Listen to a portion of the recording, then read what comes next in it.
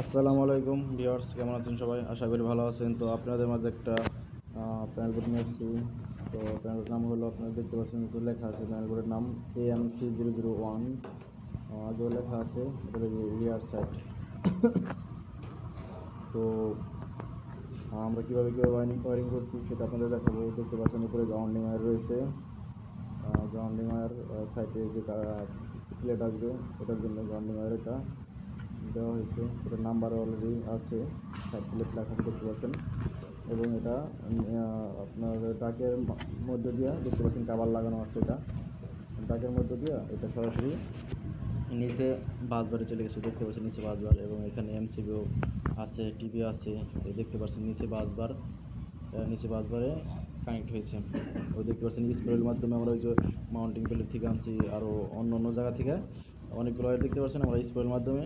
এখানে আছে ডোরের ওয়্যার একটা আছে, এগুলো আমরা স্প্রের মাধ্যমে এখানে নিয়ে আসছি, বাসবারে নিয়ে আসছি, সব একত্র করছি। এবং দেখতে পাচ্ছেন এখানে তিনটা কার্ড রয়েছে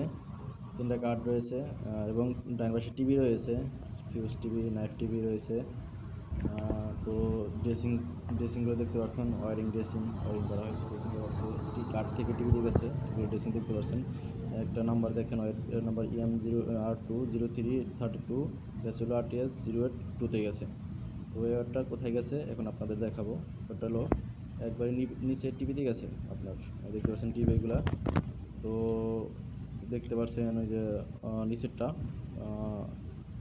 EM R20332 RTS082 এখানে আসছে। তো প্রত্যেকটা ওয়্যারেই সেমভাবে নাম্বার লাগানো আছে। তো নাম্বার দেখে কানেকশন করতে হয়। যেমন এমসিবি নেম প্লেট ভিতরে সাদা দেখতে পাচ্ছেন, নেম প্লেট দেখে এবং নাম্বার দেখে এগুলো কানেকশন করতে হয় আমাদের। তো আমি ভিডিওটা আসলে ভালো মতো করতে পারিনি, তো আশা করি পরবর্তী ভালো ভিডিও করবো।